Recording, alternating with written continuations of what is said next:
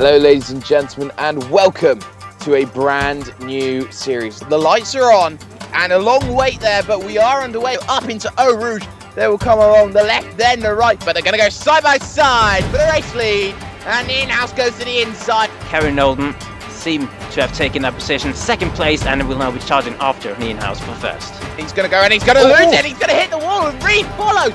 So, these two following, they're both going to hit the wall. With a gunner in-house. Oh my word, that's David Garrett. Been flipped straight into the wall. He's Nolden tried to hang it around the outside and it's done. It's just about with a bit of a twitch. He gets ahead of the in-house for the race lead. The Godfather has returned. Final corner around the outside. The in-house is going to hold it, is he? Yes!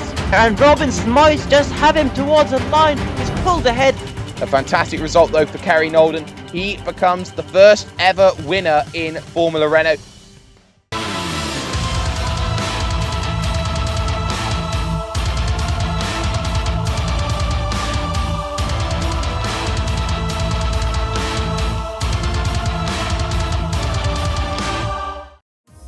Welcome back one and all to the AOR Formula Renault 2.0 Championship, the first season and now the second round of the championship. We are done with Spa-Francorchamps and now we move to the Dutch dunes. Yes, that's right. We're here in Zandvoort. Jake Sperry in the commentary box, joined alongside by everyone's favourite commentator, it's Fisi. Am I though? But yeah, hello Jake, hello everyone, and welcome back to this new series, and at a very different track to what we were at last week. Obviously, Spa being a very fast track and Zandvoort been much more of a tricky circuit for these drivers, and I'm looking forward to see how they all cope.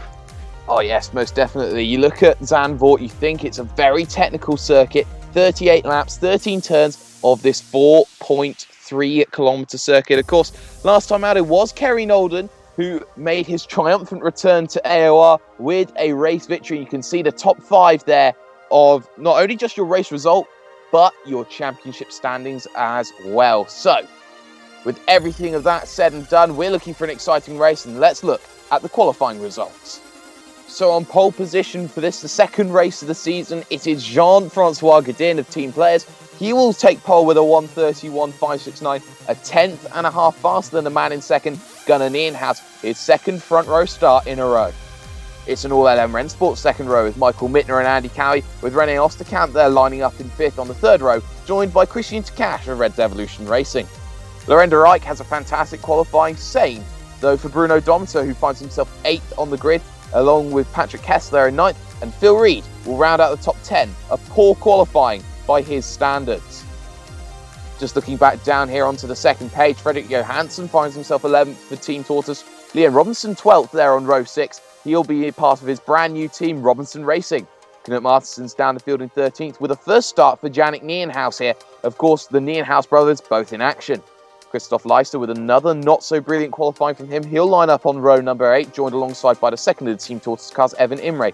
Nigel Spears will line up 17th, with Ty McLeod having a particularly poor qualifying there in 18th position. Steve Kager and David Garrett will round out row number 10. And looking back now on the final page, 29 drivers started today, with Tom Van Humen part of that Vormler Park Motorsports team there in 21st. He'll be joined by Richard Grimley of the Kart Squad. Luke de Rijk there will line up on row number 12. He will be joined by Jamie Colden, the second of the Force Fizzy cars. Lionel Alberto will qualify 25th for Team One Line, with James Goodall, a newcomer to the league. He will start 26th as an independent driver. 3 drivers left: Vittorio Sotalamacchia, Ben Scott, and Robert Plumley, the only driver not to set a time.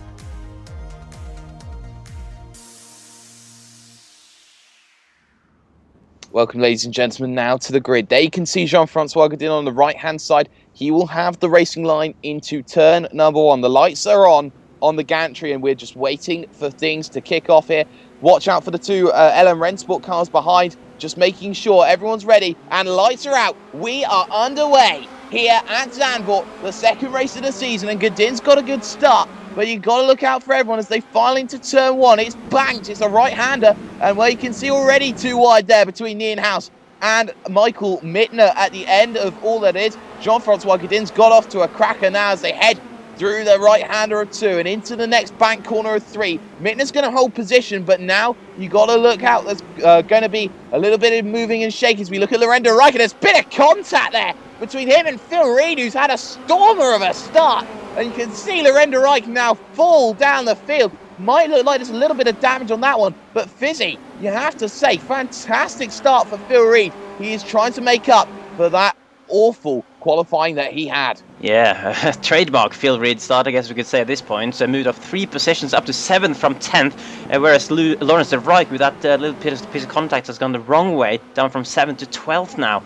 And that's not what he would have wanted, though. The top 4, I believe, are all in the same order. Osterkamp also holding off to catch there. Phil Reed right at the back of the top 7 at the moment.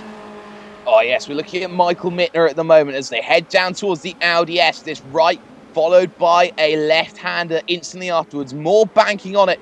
And now Mittner will want to try and fall in the slipstream, but it looks like he's got a bit of a wiggle there that hasn't happened as we, switch over to Martinsen, who gets it horribly wrong there. And oh my word, looks like there's contact between the two. And Martinsen hits the barrier. And that is the end of that one for that Force Fisi car. Martinsen out on the first lap. And you couldn't have written the script any better, Fisi. Well, that's not how you want that to go on the first lap, obviously. Apart from that, though, I think it's been pretty much clean for that little nudge that Lawrence de Rijk had with Phil Reed. At least he's not dropped any further than 12th right now. But yeah, disaster start from Martinsen, obviously. Godin, though, leading the way at the moment. Looked to be very comfortable out in front. Gunnar Nienas trying his best to hang on as the battling happened down in the midfield. We got Nelly side by side back there for P6 with Christian Takac trying to hold off Phil Reed. Was trying to make some more positions up. Takac has got the slight edge on the inside because it's a right hand. Fast corner coming up. Phil Reed, even though he's good at going around the outside of people, that's not really a corner where it's possible to do so. And Takac holds him up for now. Obviously, the man who finished on the podium last time out, whereas Phil Reed did not finish the previous race. But yeah, he will be looking to make up for that in this race. He's on the back foot in the championship after Spa, but now, he's already started making some positions up in this race. Oh yes, definitely. Talk about Zandvoort being a technical track. It's never any more than 3 wide until the front straightaway. And where you got to look at it in terms of racing, and you look at Osterkamp and you look at Phil Reed, and you can't really find a way through. And now they're line 4 astern as Andy Cowie now becomes the man under pressure here as they head through the right-hander, which is so crucial for the run onto the front straightaway. And look at Takac, look at Osterkamp now from an on-board perspective. Down the front straightaway as we look at him trying to close the gap on Andy Cowie. Sees Mitner's away. He'll pull to the inside as they go side by side into turn number 1 here. And well, here's the run. Godin, fastest lap on a 32.1. But it seems that not only is Rene Osterkamp through Fisi, but also there's a car through of Phil Reed up into 6th. Cowie next for him to pounce on. Yeah, you can already see then that the start-finish straight, obviously the main overtaking spot on this circuit. The only proper long straightly, really. Obviously this straight they're on right now is also quite long, but it's very wiggly. It's quite difficult to get a good run in here, and the corner that is following it, obviously, like we mentioned before, is a pretty fast corner, not really one that you can brake and go up the inside of someone. So Phil Reed already starting to put pressure on the next car now. That is Andy Cowie running P5 after finishing P4 last time out in Spa. Osterkamp running in a solid position as well, but you can see the top 3 are kind of starting to break away a little bit. There's a gap ahead of Osterkamp now, as these guys have to frantically defend from both Phil Reed and Christian Takac, who will be keen on getting some position. As it looked like Phil Reed might have had a run there, but we cut back to David Garrett, who's always spun it, going through turn 9 there, I believe. And he's going to drop way down the field, pretty much down to the back. As you can see, all the guys towards the back of the field streaming through there. Oh, what a shame for David Garrett. He had a brilliant race over at Spa-Francorchamps before he had contact with Gunn and Inhouse. As we say that, we're going to look at Lorenzo Reich, and look how far he's dropped down in these opening 4 laps. Qualified up in 7th position, and now he's down in 17th, so there's really something wrong with that car. You wouldn't normally see it. Let's just take an onboard perspective and listen in on this engine, see what's going on. Oh, well, we cruelly cut away in that perspective. But we look now at Christian Takac, who's starting to fall off the back of Phil Reed here a little bit, which is a little bit problematic here for the Red Devolution driver here, finding himself now down through turn number 3. And look at the battle ahead that he has to deal with. If these two swipe each other out, he'll be primed in position to take 5th place right now. And look at Osterkamp now starting to break away as we go back to Lorenzo Reich. as if our cameras can't He's make dropped up another their position. minds at the moment. And there you can see he's lost another position there, and it looked like he wasn't really in too much trouble. But Fisi, you have to say, Lorenzo Reich is really struggling right now, and he's only going south. Yeah, I feel like it must be some kind of damage to that car. I think when we saw his onboard, it looked to be a bit of a bend on the right side of his front wing, so that might be something that's causing it. I know the front wing damage can cause quite a bit of understeer in this car, as actually Osterkamp from P5 was having a bit of a wiggle through there, or P4 even. Oh, as Lee Robinson then spins from P10 right through turn 9, and Osterkamp's actually been passed by Andy Cowie, and Phil Reed now going round the outside at exactly the same corner where he passed Govan Keeney famously to take the lead back in season 3 in the Star Mazdas, and he's done exactly the same move on René Osterkamp power to move himself up to P5 after 4 laps. Oh, but he's had a wiggle actually. He's actually hit the curb on the outside of the penultimate corner, and it's been put immediately back under pressure. Christian, the catch coming from behind, maybe wanting to make it 3 wide. He's gone up the inside of Field Reed. Can he go up the inside of Osterkamp as well, going into turn number 1 on lap 5. Osterkamp braking nice and late and hanging it around the outside to hold on, and I think he might have got it covered just about the German. As Takash also has to keep an eye on Phil Reed, and that is some incredible battling. But Phil Reed, after being briefly up in P5, he's not dropped down to P7 once again. Oh, what a fantastic piece of battling we just saw there. Osterkamp with the big twitch coming out of Vodafone, and that put him in trouble for the Audi S. And that made him lose time to Andy Cowie and, of course, Phil Reed as well. Phil Reed getting the twitch. And we talked about the run being so important as we go on board now, as he looks to try and find a way back past Christian Takash, of course. Takash on the back of a third-place finish at Spa-Francorchamps. Into the right-hander now of Renault they come along. And he's going to try and get as tight a run in so that he can maximise the corner of Vodafone now. You can see there's so many different lines he can take. And now he's going to look to try and run that slipstream, run itself into the Audi S right now. We talked about low-end grip and how difficult it's been. We saw Leanne Robinson drop it. We saw the likes of David Garrett drop it into the right, now the left. And, well, you've got to look at this run. You've got to look at it and see what can the Season 5 Pro Mazda champion do right now, because he is scrapping and properly scrapping for this title, Fizzy. Absolutely. And just to point out, as we got some battling down for 19th position even, or 20th, Tom Van Humen and Richard Grimley going side by side through these corners, and that is some great racing. Tom Van Humen might be put under pressure from Robert Plumley as well. Nice to see that battles are going down all the way up and down the field here. Obviously, even though these guys are scrapping for the very low points positions, they are not giving up. Look how many cars are coming onto the straight there. That's a 5-car pack within a space of like 5 meters pretty much, as Van Humen is trying to have a look back on the outside of Richard Grimley going into turn 1 on lap 6 now. And there's a huge lock-up from Richard Grimley, forced Van Humen out wide. Plumley is coming to the inside now to try and take advantage into the fast right-hander. But Van Humen actually holds it around the outside there. This is some great battling. Plumley before slightly wide now through the long left onto the straight. Oh, there's a twitch from Plumley as well. Jamie Coldham trying to get in on the mix, and this is just some insane battling as we cut back to the front. And just to point out, actually, I saw on the scoreboard on the left-hand side that Mittner has moved himself past Nienhuis for 2nd place. So I don't know. Nienhuis looked pretty fast and almost keeping up with Godin at the start, but he might have had a little mistake that obviously the cameras haven't picked up there, Jake.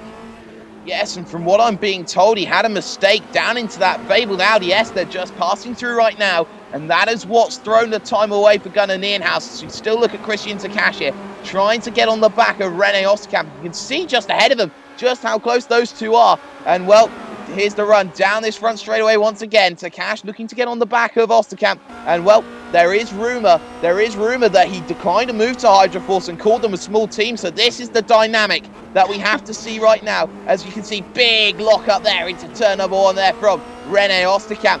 Takash now looking to try and get around the Hydroforce car. Into turn number 2 he'll come along, and well, I don't think he's close enough at the moment, but he's got to be worried, because Phil Reed's trying to run it around the outside. No, not close enough this time by, but there's a big twitch coming out of turn number 3, and now Phil Reed will want a piece of the action here as they head through 4 and 5 and the run up to 6. He's trying to set up a move, but I don't think he's quite close enough this time by, and he's going to have to wait a little bit longer, Fizzy. Yeah, you kind of have to be side by side before that long right hander if you're going to be able to make a move stick there. He's now looking back down at Nigel Spears down in 13th position. He's running right behind Ty McLeod. who then has actually gained quite a few positions from where he qualified. I believe he qualified in 18th, if I remember correctly. Did time lead, even though that was disappointment for him. He was running up in 5th place, obviously, in the first few laps last time at Spa before he crashed into the wall on that occasion. At least now he's still running in this race after lap 5. But he's got Nigel Spears for company and a huge gap ahead of him up to Fredrik Johansson, who is currently the 11th place man. I can't even see him. You can see them go around turn 11 over there. But yeah, just to point out again that Nienhuis actually moved himself back ahead of Mittner out for a second, but obviously that might have gotten Godin away, and there's a huge catch. Jamie Coldham spinning by his own accord through turn 9. And Robert Prumley there getting caught up, and as the camera cut away, it looked like his teammate was heading straight towards him, so I really hope he didn't get caught. But oh my word, there's more action. Tom Van Humen has lost it. Whole front of his car is gone there. Man, and I think Jamie Coldham comes through with the rear wing missing, so it's chaos at the back of the field at the moment. Oh wow, what have we just seen? Tom Van Humen, a complete facelift needed on that car, and well, the rear end looks pretty bad on Jamie Coldham's as well, as the back of the field now starts to all look very, very hairy, as we still now look at Rene Osterkamp trying to close the gap. And as we say that, Phil Reed's found a way through on Christian Takash through all the drama, so Reed back on the charge, Osterkamp next for him. And well, they had a fantastic battle at Nürburgring last season. Are we going to spark the fires that we have seen earlier on in previous races? So, just looking at this all right now, this is how the field looks. Godin leads, Nienhuis second, Mittner third, Cowie fourth, Osterkamp, Reed, Takash, Bruno Domter in eighth, Patrick Kessler ninth, and Jannik Nienhuis will be in 10th position at the moment. So, looking now at Evan Imre in that 999 machine for Team Tortoise here, looking to try and make a move on Nigel Spears, and he spears it round wide. 180 degrees he goes, and that's the last thing he wanted to do, as we now cut back again to Phil Reed, who is going to be trying to run it down his front straightaway, but the slipstream train, we've talked about it before, it's going to make sure that he is going to be absolutely nowhere near the back of Rene Osterkamp, who runs it wide a little bit. There, a bit of a lock-up, which closes Phil Reed on the gap there a little bit more. And this is exactly what Phil Reed wants to do. He wants to find a way through very, very quickly. Yeah, well, it's interesting how you said he's not going to be close enough to be anywhere near the back of Osterkamp, but then Osterkamp locks up and is nearly hit into the back of him, actually through the corner. But managed to avoid that, as we're now on to lap 10, watching David Garrett, who is obviously needing to recover from that spin he had earlier on outside the points at the moment, but he's right behind Lionel Alberto for the final points position. Obviously, worth pointing out again that points are scored all the way down to 20th place at the race leader. Jean-Francois Godin actually set a new fastest lap of the race on a lap at number 9, and he seems to be just running away with it out in front at the moment. Nienhuis, having his little mistake off camera, has just given Godin the gap that he needs to be a little bit more comfortable at the moment, as Phil Reed just keeps. I swear, every time we go into field... Oh, he's actually passed Osterkamp. He's actually passed Osterkamp. Yeah. Brilliant work there from Phil Reed once again, and he was hounding Andy Cowie there. And this is exactly what needs to happen for Phil Reed. He really needs to get the hammer down, because at the moment he looks like he is wanting a fight right now. And Andy Cowie of LM Rennsport will be the next man to be chasing down. Still looking at Rene Osterkamp's Hydroforce racing car, the 129 machine. They're sporting a similar livery to the Camel Williams back of yesteryear. Big lock-up from Reed into the Audi S. And now he's going to try and get the run on here. Run on Andy Cowie. You can see just how close he is right now into the penultimate corner. And this is the corner which determines the entire run. The final corner here is banked because, well, this track was built by an IndyCar driver previously. You can see now just how much there's weaving. In the slipstream, he'll go to the inside, side by side. Here as they head towards turn number 1. Osterkamp trying to make it 3 wide. Not going to happen, but through goes Phil Reed up into a magical position there of 4th place at the moment. But they're not going to finish because Osterkamp's going to have to yield. Jean-Francois Godin, fastest lap, 31.8. He is pulling away right now. And, well, you still got to look at Andy Cowie. He's got to keep his cool, Fizzy, because he knows that these guys behind him are the elite of the elite. Yeah, obviously Cowie is slightly fresher driver in these AOR leagues compared to many of the guys around him. I believe he joined towards the end of season 4 possibly, but he shown good pace right off the bat. He's usually been running like in or close to the top 5 in the race is done, and once again he's right in the mix amongst these solid drivers indeed. And yeah, the top 7. Oh, Osterkamp spins completely by himself and slightly taps his tire into the wall. Let's hope he doesn't have any damage. He's dropped 2 further positions as well to Dometer and Yannick Nienhaus, and landed just ahead of Fredrik Johansson. Then we got Patrick Kessler behind there in 11th. I think Kessler actually dropped a few positions because I feel like he was up in 8th before. Oh, and speaking of Kessler, there's his teammate Leister spinning around as well. Leister really not finding his comfort zone around here in this car at the moment. Obviously him as well being a veteran of the AOR leagues on iRacing. And how many spins are we going to have? McLeod spins now as well and drops 2 positions. Jake, man, it's all going wrong for these guys. Well, that's both Hydroforce cars around in the space of 1 lap. And don't forget, Plumley as well. And it looks like there's damage there for Ty McLeod, because Evan Imre just smoothly goes through. And, well, McLeod in a whole lot of trouble now. He'll have to try and fight himself up the order. You look at what happened with the likes of Christoph Leister. Same corner as Osterkamp, but they're going to go side by side again. It's Scotsman on Scotsman action here as we look at this. McLeod now going to go for the inside, is he? No, not quite close enough this time by.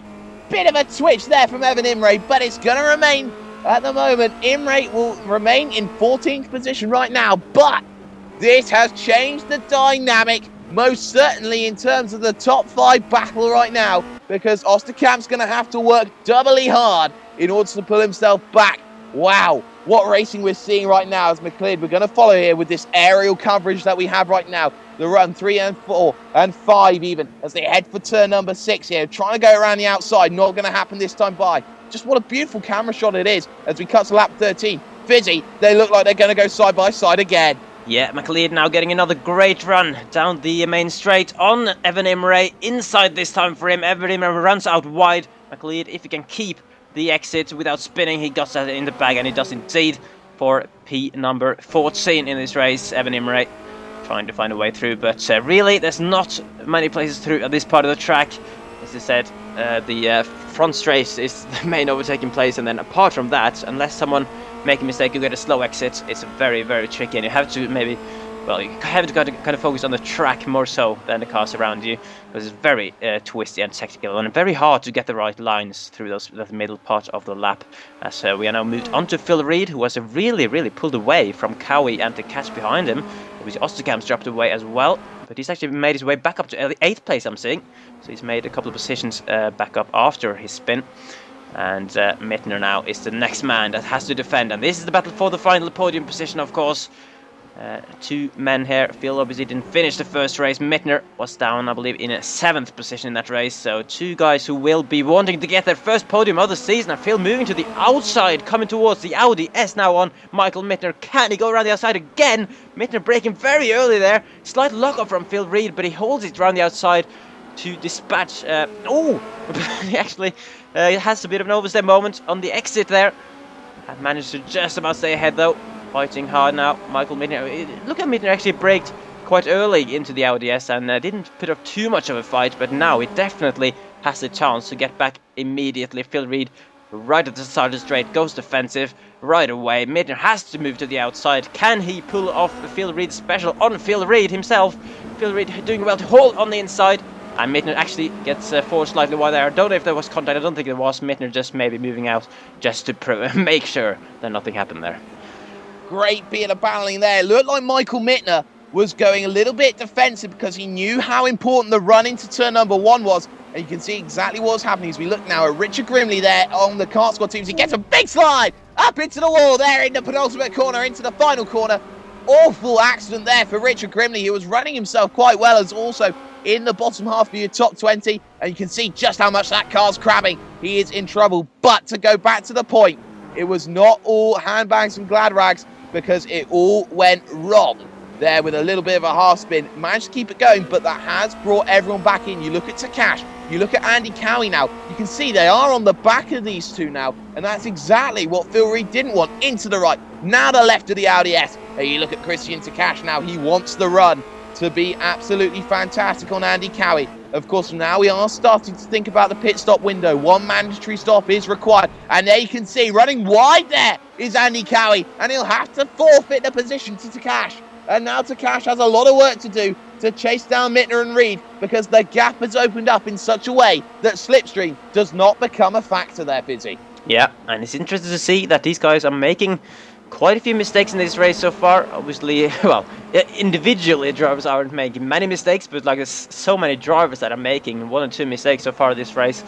Jean-François Godin, really the only man that I think has not made any wrong steps with his racing so far, and is just out in front still without any pressure whatsoever. Yeah, Cowie is the last one to make a bit of an error, as we're now watching another error happening. That is Luke de Rijk on his home race, of course. We got 2 de Rijk brothers on the grid after I think Luke de Rijk actually failed to start the first race in Spa, even though he was there, but had some technical issues. As now another issue for Evan Imre's second spin of the race. He's down quite lonely, it looks like, there in 15th at the moment. And worth pointing out, actually, first we're going to see if the catch can have a chance to get past Mittner. You can see how much field really is pulled away ahead of after passing Mittner as well. And now Imre being passed by, is that Christoph Leister even, up to 16th place. So yeah, it's changing positions up and down the field. I'm just going to quickly mention that the cars are out of this race. Obviously Martinsen on the first lap, and then confirmation then that both of the Canducci's were actually caught up in that spin that Jamie Coldham had on lap number 7. So disaster race so far. Well, not so far. Well, it's been a disaster race for both of the Canducci cars and both of the Force Fisi cars. James Goodall out as well in his debut, and Richard Grimley, I believe, is also out of the race after his big crash. Yes, he is, and they're side by side here in the battle for 15th position, and Imre goes back through on Leicester. 2 of the veterans now going at it hammer and tongs into 2, and now he needs a very good run out of 3 here, does Leicester, in that LM Racing machine, in order to get himself back into the fight, into the picture right now. But he doesn't have it right now, so he'll have to yield, he'll have to wait. And for Christoph Leister, it's not been the best of opening seasons for him. It's not been the best with the car. It might be one that he hasn't really got accustomed to, and one where he's seen all his competitors go and jump him in the field. So a lot of work needs to be done by that LM Racing car. As you look at this, they're going to follow each other now through, and it looks like the car ahead of Steve Kager there in that North Atlantic Racing car. That's what's giving Imre the advantage right now, as we look at Christian Takash here, who is on the back of Michael Mittner right now. It's the Norwegian on the German, and these are 2 of the heavyweights going at it. Into the right-hander they come along then. The second to last corner, and now the last corner coming up. We're going to talk about pit stops. They are going to be coming. They will be coming thick and fast as we cut away to Osterkamp, who looks like he's already made his pit stop by the looks of things, possibly. Yeah, pit stop window is most certainly open, and there you can see Osterkamp possibly looking at Bruno Domitor's rear end. No, not happening at the moment. But you can see the eyes, they're hunting, they're stalking Fisi. They are looking for a way through, and they can see just how important having that slipstream is, as Tom Van Humen now looks to try and get himself out of the way. Wow, Tom Van Humen still driving around without the front end on his car after the crash he had earlier on. Oh my god, that's nearly a misunderstanding there. Domitor going into the pits. McLeod trying to grab as much slipstream, Osterkamp even trying to grab as much slipstream as he possibly could there, and just about managed to avoid an incident, which was good for them. You now have, I believe, Steve Kager going into the pits, as Leicester was getting very close to Imre as well. So very interesting now to see how these pit stops will shake out, obviously. Not too big of a pit window. I suspect everyone will have pitted within the next 1 or 2 laps. Imre holds on from Leicester as well. And yeah, Nienhaus must have pitted because he's down in 4th place at the moment. Phil Reed's down in 6th now. Takashi in 8th, so yeah, some guys at the moment have pitted while other guys haven't. Oh, yes, they have. And the news coming in, Bruno Domitor has been caught with a speeding penalty. And I'll tell you who else has. Gunnar Nienhaus has also been caught with a speeding penalty. The pit lane's catching everyone out now. And it looks like everything is going to be all changed right now as we look at Patrick Kessler now. Looking on the back of Frederick Johansson here. Slow car ahead is traffic, and he's going to try and dive it. 3 wide, does he? No. Van Humen gets out of the way. And now Johansson's going to have to be careful. Kessler, the battle for 8th. Potting up into Vodafone. And now the run for the Audi S comes along. And you can see, tucking under that slipstream, going to have to go to the outside. We've seen Phil Reed do this twice already. Is Kessler going to take a leaf out of his book? Well, no, not this time by. But he might try and get the cut back here through the Audi S. Is it going to work? No, not this time by. But he still has an opportunity. Down into turn number 1 at the moment does Kessler. Through the right-hander they come along. And, well, this battling is certainly heating up right now. And this is all that we could have asked for. On board with Patrick Kessler now, looking to run himself in the slipstream here of a certain car as we cut cruelly away to Gunnar Nienhaus. And he is chasing down Ty McLeod here in the battle for 12th position. You can see just how much that speeding penalty has affected him, Fizzy. As you look here, the gap closing, ever more. This is going to be a true test of whether Gunnar Nienhaus can recover properly. Yeah, absolutely. They're up to... they both gained the position down the straight there because David Garrett was in the pit. But I believe everyone's now pitted, and as you mentioned, Gunnar Nienhaus really suffering from that pit penalty. Obviously, you are given automatically, if you speed on the pit... In the pit lane, you are given a 15-second stop-go penalty, and can only assume that Gunnar Nienhaus did it on the exit of the pit lane, meaning that he has had to go round another lap, go back into the pit lane, park for 15 seconds in his pit box, and go back out. So, I mean, when you factor in the pit lane time as well, that must have cost him like 40 seconds or something. He literally ruined the race he was having, because he was comfortably in second place, and now he's all the way down in 12th, hassling the back of Ty McLeod. And he has work to do now just to get back into the top 10.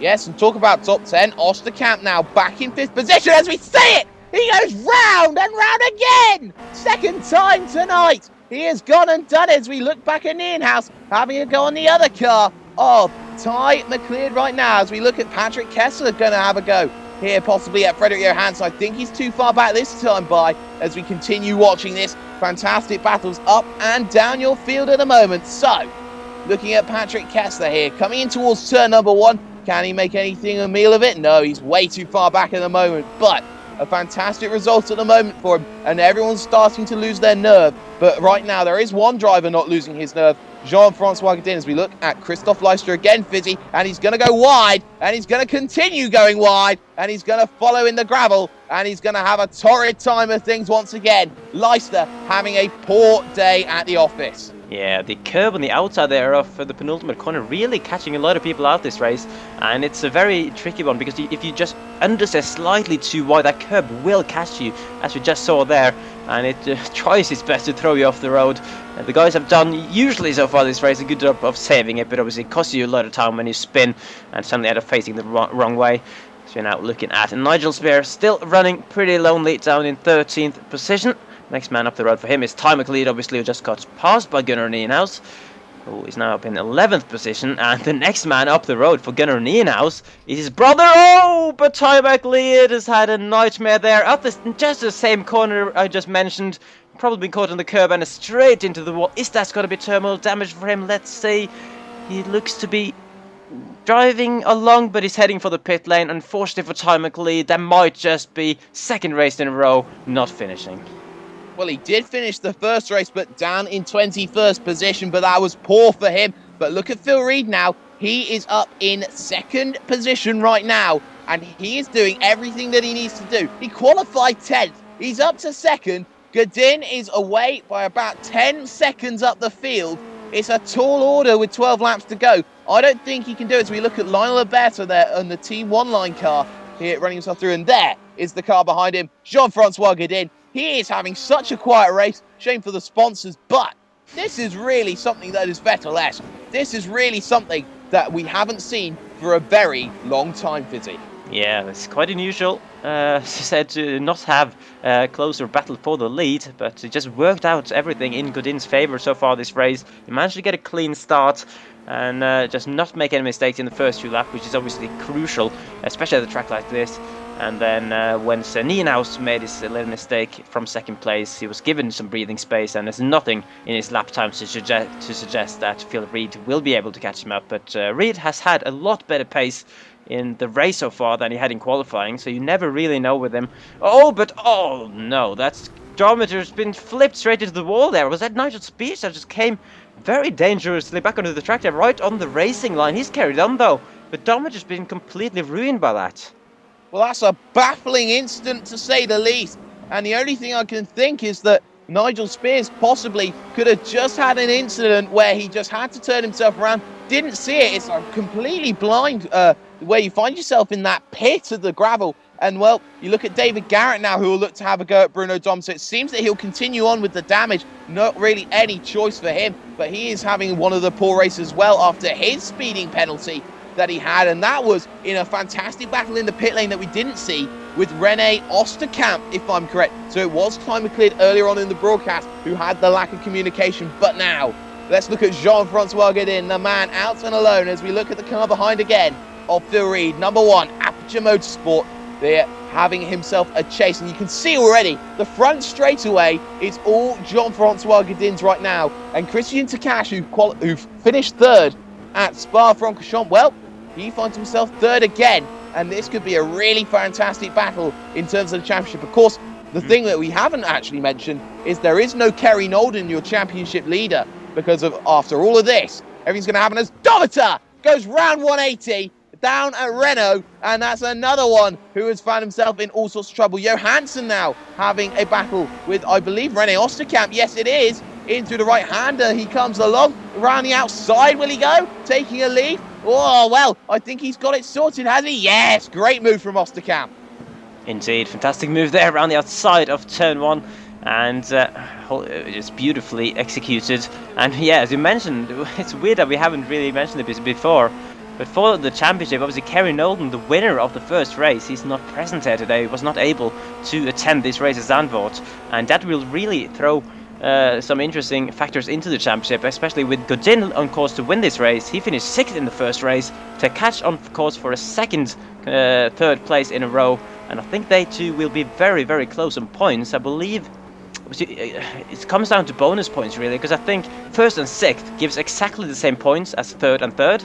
So you got to think Takac got a bonus point for pole position in the first race. Godin got a bonus point for pole position in this race, and he's also on course to get the fastest lap at the moment. So I think actually the way it stands, Godin is on course to lead the championship by just 1 point at the moment.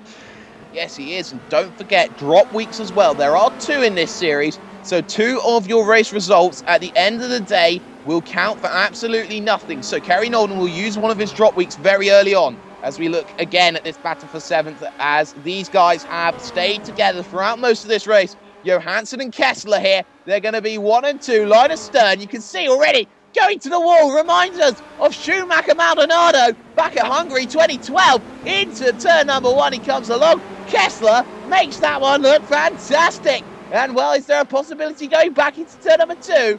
Well, Johansson's dropping like a stone right now. 8th in the first race, 8th in the second, but Kessler's a little bit wide, and you'll have to be careful about that, because the run here is going to be so paramount, Fisi. Yeah, it's great to see battling going on throughout this whole race, and these guys still going at it. Kessler's really gains a position back. He was down in 11th earlier in the race, but now managed to find some more speed. Lionel Alberto, another one to spin, is going to hit the wall with his front wing. I think that's slightly bent there on the left-hand side. Shame for Alberto. He's dropped down to 19th now after running in 17th. And it is a shame for the Frenchman, as we're now on lap 31. We've got less than 10 laps to go in the race. And Christoph Leiser looking to get another position, possibly on Bruno Dometer, who is probably carrying a little bit of damage after his incident with Nigel Spears earlier there. They've got the race leader, Jean-Francois Godin, coming out to lap them in not a very long. Leiser moving to the inside into turn 1. We've seen so many overtakes here this race so far, and not a problem for Leister either. He gets to move down, and Les Dometer can get better exit. It looks like he was about to do it, but then got a massive slide. He managed to save it, but has to settle behind Leister at the moment. 2 big snaps of oversteer for Bruno Dometer in the space of 2 corners. So Dometer really running ragged right now, as he is going to try and make his move back on Christoph Leister at the moment. This is the battle down to 15th position. 6 points on offer for these two. And as I said, Dometer runs it into the gravel at turn 6. And that is the last thing he wanted to do. He will hemorrhage another position. That car, Steve Kager up ahead in the number 2 machine. Dometer not having it his own way, and that looks like damage on his car. He is really wrenching that wheel. And well, as I say that, round he goes again. Back at Renault, and yep, big one into the wall. There's the frustration, and there is Phil Reed going straight past. His car looks exactly like Tom Van Humen's now, second man I've seen to just completely knock the whole front end of the car off, and that's not going to help his aero in the slightest. The wind just hitting a brick wall there, pretty much on that car. But we are now watching Fredrik Johansson on lap 33. Well, these guys are probably coming towards the end of lap 32 actually, and he is trying to get back on Patrick Kessler, who passed him earlier. They've got a gap ahead of them up to René Osterkamp, so I think they might have to look behind, because there is Liam Robinson, who we haven't really seen too much of this race. He obviously had that incident with Martinsen on the first lap and been quite silent since then in terms of coverage. We got a Dutchman on Dutchman, brother on brother battle going on now, side by side, down towards turn one. Gunnar Ninas catching up to his brother, and Yannick decides to brake early and let him go. Obviously, probably knowing that his brother is faster based on the qualifying and based on his championship position, but that is very unusual to see two brothers fighting it out, and Gunnar Nienhuis gets the position on this one. Yes, he does. It looked like Nienhuis made that one a little bit too easy there. Side by side, didn't want to risk it into turn number one, but as we look again, René Osterkamp is trying to catch down Hunt, Michael Mittner here with 5 laps to go of the event. It is all going to come down here in the battle for fifth. It's Diach on Diach here right now in terms of iRacing clubs here. And there's a mistake there from Michael Mittner. They ran it a bit wide there in turn number 3. And now they're going to go side by side through 4 and 5. And now you got to think, is the move going to be sorted? Yes, it is. So René Osterkamp back in where he started. 5th position. Great job there. Lee N. Robinson now we will focus on. So he is heading himself now down into turn number 1, looking at the 2 cars ahead of Fredrik Johansson and Patrick Kessler, who we focused on for quite a while here in this second half of your race.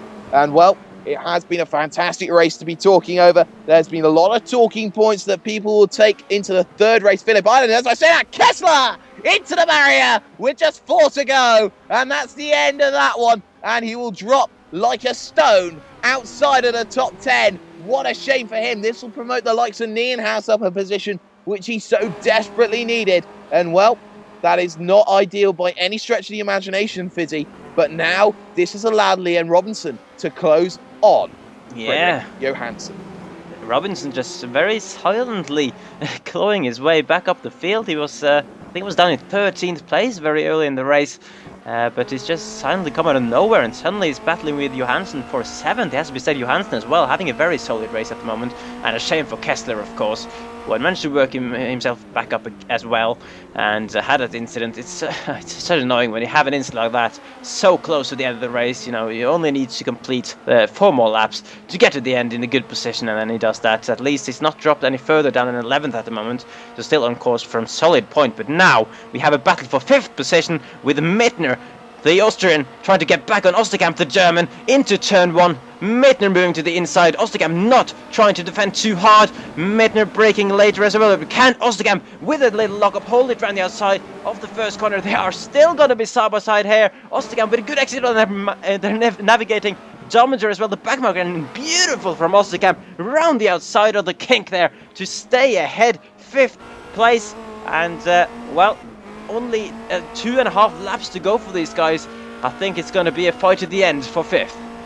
Oh yes, absolutely. Great defensive work there by René Osterkamp as he looks now to try and hold off Michael Mittner's LM Rennsport machine. These two have been battling so hard, not only just for themselves, not only for their countries, but they're fighting for their teams as well. And you can see just how much it means to everyone as they head through Marlborough, the only time that we can actually properly say smoking cigarettes there on our broadcast. But 2 laps to go as we look at Luke de Rijk once again, who is going to try and find himself a little bit of a move on Bruno Dometer, who is really struggling here. He was running up in the top 10. Now he is struggling for the 2 points only. To the inside he goes on. You can see just how battered that car is. It looks like them and Van Humen want to be teammates possibly at the end of all of this, but Dometer gets it horribly wrong, goes to the outside, makes sure he lets the traffic through, and it's all gone wrong for him and TDT Racing, and he will be looking for everything to go a little bit better, Fizzy.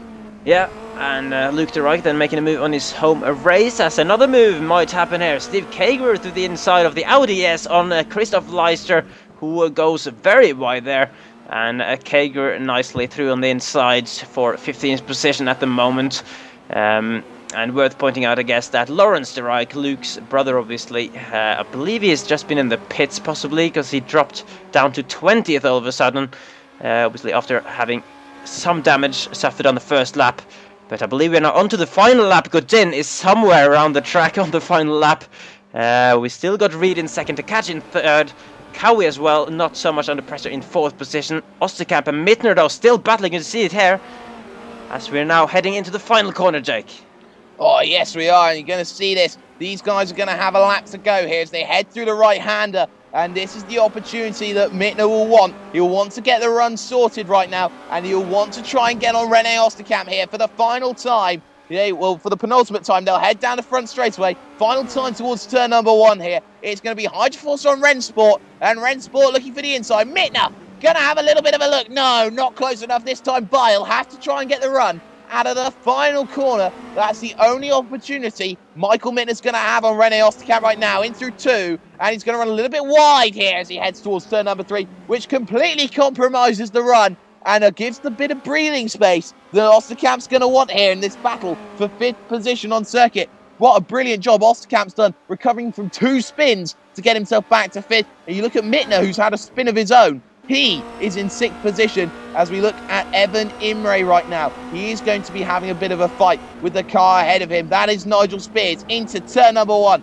Tarzan. And, well, he's going to try and go for the cutback. And they're going to get so close. And, well, it's going to be one today. But it's going to be Jean-Francois Godin who becomes the second different winner. And it's lights the flag as Phil Reed will come across in second. But Jean-Francois Godin, stunning result for him. He has finished in 1st position, really unchallenged. And, well, if that's any form to go by, eyes on Godin. He will be the challenge. To Cash will finish the final place on the podium again. And, well, looking back through, Andy Cowie there finishing 4th. And we still have to wait for this battle for 5th position to end up. And we're not going to get the opportunity to see it because they're going to be 3 in a row, as it looks like Gunnar Nienhaus is going to try and challenge Johansson for the line, Fizzy. Yeah, here we go. Nienhaus trying to make up another position after his speed lane penalty. But speed lane, he doesn't manage to do it though on Johansson. And Yannick Nienhaus rounding up to top 10. We actually had Liam Robinson worth pointing out. He actually had moved himself past Johansson for 7th as well. And wow, some close finishes. Although the top 4 are quite uncontested in the end. As you said, massive boost for Godin, who wasn't really anywhere on pace in the first race. But here he is, won the race here at Zandvoort to go top of the Drivers' Championship.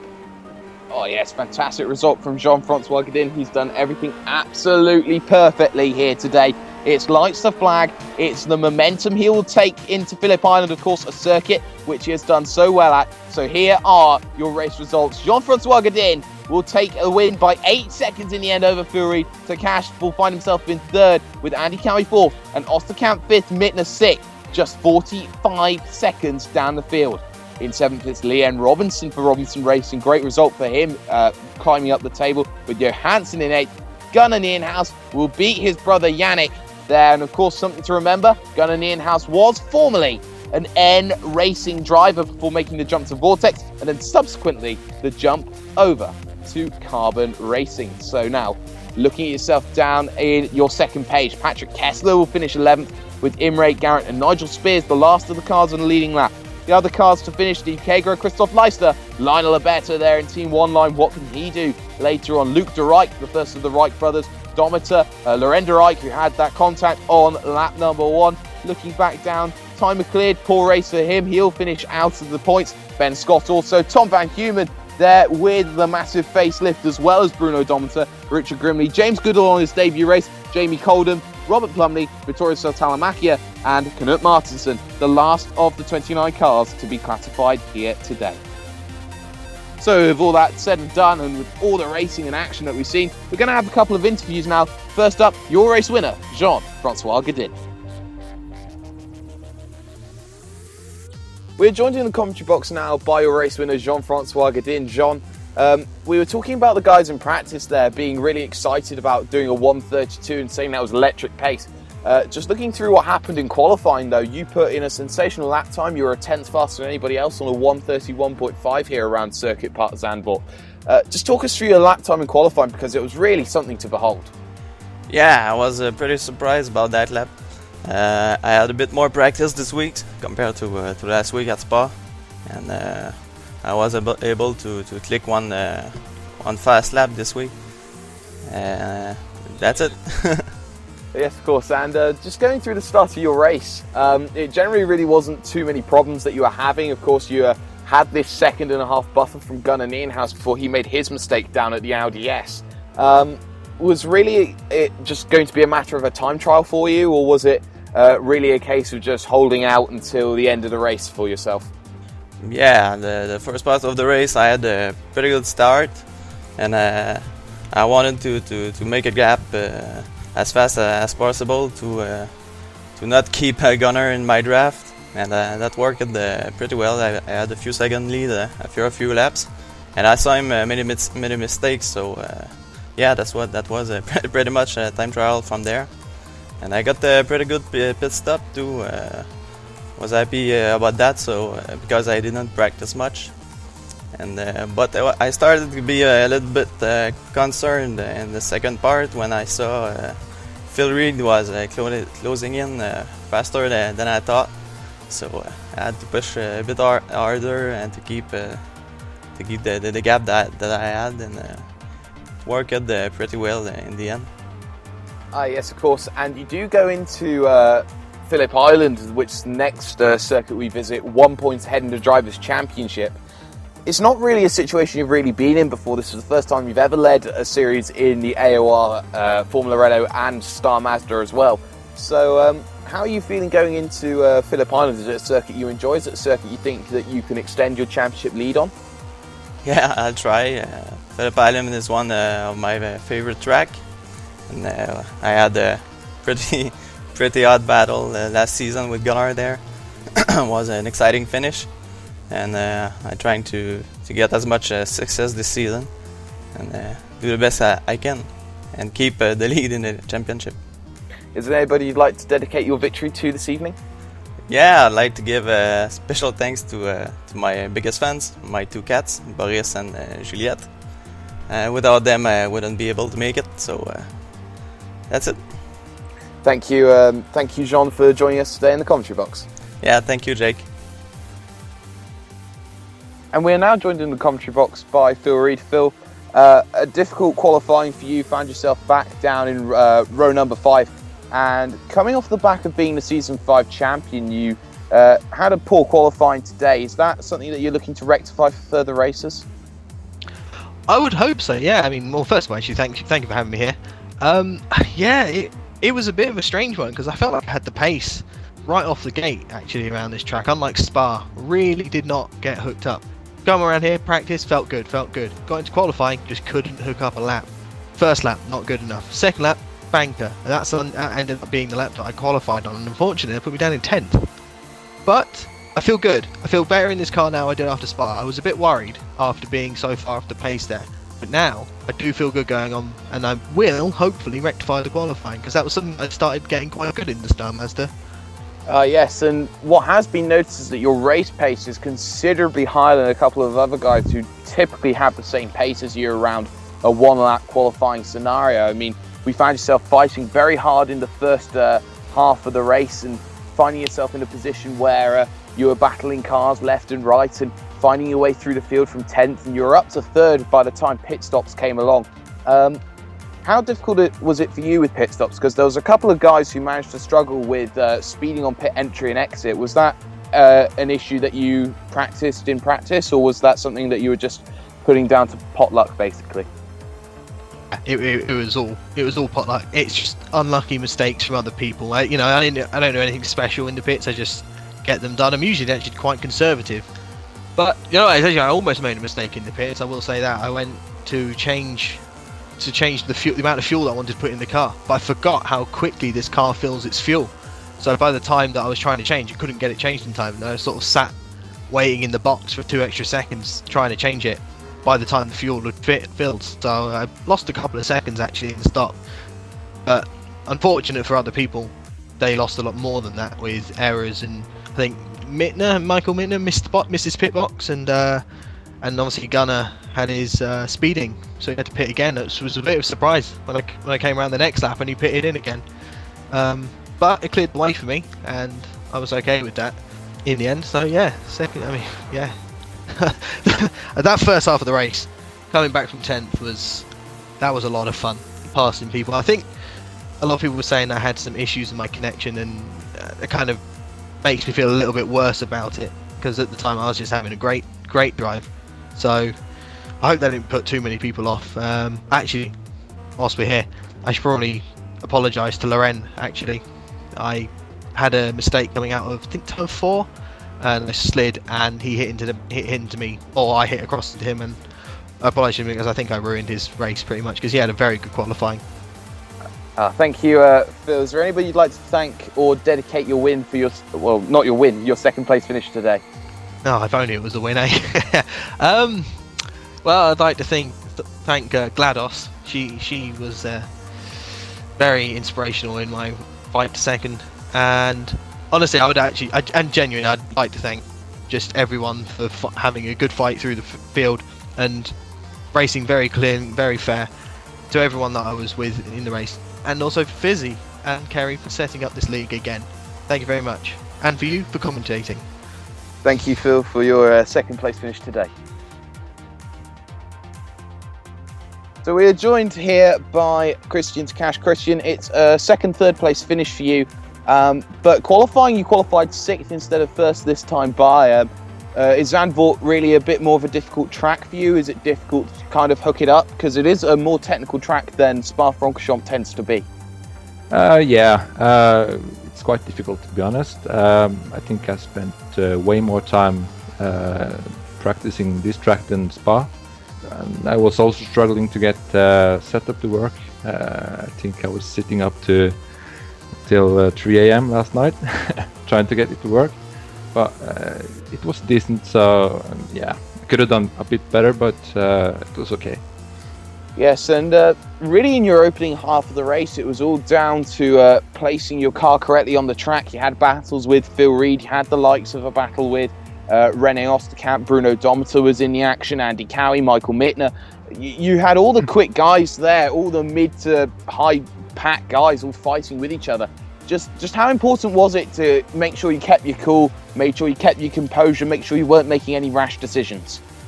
Very important, I think, because at some point I started overdriving the car, and I started dropping back, I think, almost losing the draft, but then Phil had some kind of mistake and I got past him, and I kind of kept thinking I need to hit the lines and stuff instead of just looking at the times, because I was looking at the timetable all the time, which is kind of bad. But yeah, it was a lot of fighting at the start. Yes, definitely. But a third place finish for you. It's 2 third place finishes in a row. You find yourself 1 point behind Jean-Francois Godin in the Drivers' Championship at the moment. And in reality, with Kerry Nolden not being here and Gunnar Nienhuis struggling with a drive-through penalty at the end of things, just really, do you think you're able to fight for this championship? Are you thinking of the championship at the moment, or are you thinking just for a really consistent season for not just you, but for Red Devolution as well?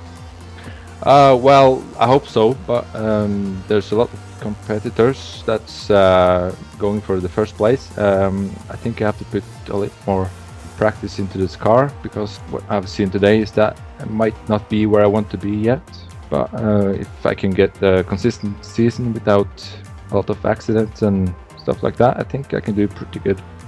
Is there anybody you'd like to dedicate your third place finish to today? Actually, I would like to dedicate it to Gunnar, because after practice last evening, he said to me that he was expecting a good fight, so I was actually going to bed at that point, but I changed my mind and sat up until 3 a.m. So yeah, a real motivator there. Yeah, thank you, Christian, there for your third place finish today in this race at Zandvoort. Yeah, sure. So let's take a look now at your Drivers' Championship right now. And Jean-Francois Godin, after taking his first win of the season, he will now go 1 point clear of Christian Takash. The difference in the end being that one fastest lap, which decided everything in the end. Andy Cowie, with 2 very solid results, will pull himself 3rd in the championship with Gunnar Nienhuis. Equal points with René Osterkamp, but crucially with that 2nd place finish at Spa-Francorchamps, which elevates him over René Osterkamp's 2 5th place finishes. Michael Mittner will put himself 6th with Kerry Nolden not here today, therefore he will drop down the standings to 7th at the moment. Bill Reed, his teammate, will go 8th with Leon Robinson 9th, and Frederick Johansson dropping down to 10th in terms of the Drivers' Championship right now. Just looking back down the field there, you can see Knut Martinsen having a poor time of things. He's 13th and out of position, you could arguably say. You look at the likes of Patrick Kessler down the field, he doesn't normally find himself there. Same with Bruno Domato also. It's not been a brilliant day for the TDT driver, but big credit has to go out to Yannick Nienhuis. Big credit also to David Garrett for the drives that they've put in. They've done a fantastic job also putting themselves in the top 20 right now. Looking here, this 3rd page, there you look at Jamie Colden, who's had a bit of poor luck as well. Luke and Loren de Rijk also having some very unfortunate luck, as long as Tymer cleared as well, because Tymer cleared, well, 2 chances to be up at the top, 2 chances failed, so possibly both drop weeks being used in that account. And well, with all that being said and done, the team's championship, LM Rennsport, with some very consistent finishes, find themselves a full 17 points clear of Aperture Motorsport, both of which have only had 2 races, 1st and 2nd. So, team players, the one-man team in 3rd, Red Devolution 4th, Team Tortoise find himself 5th, with some very good results there from not only the likes of Frederick Johansson, but also Evan Imre as well. Carbon Racing 6th, Hydroforce Racing looking to improve in 7th, LM Racing now up to 8th, Robinson Racing 9th, North Atlantic will go 10th, but now, just looking back down, you can see 4th Fisi out of position a little bit as well. Kinducci not having the best of times. Same with Reich Racing, and well, shout out to Vormerpart and Kart Squad down at the bottom. So, Fisi, next time out, Phillip Island. It's a really quick track. It's all about the slipstream. It's all about who can get the best downforce to top speed ratio around there in order to find themselves victory.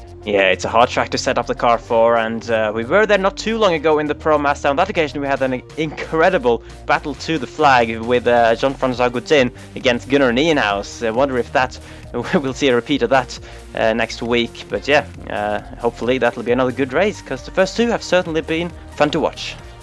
Oh yes, most certainly. I've been Jake Sperry. I've been joined here by Fisi, and well, with all that's said and done, it's Jean-Francois Godin now who will take the flag here tonight. And well, he's now going to try and look to take the top step of the podium again next time. Good night.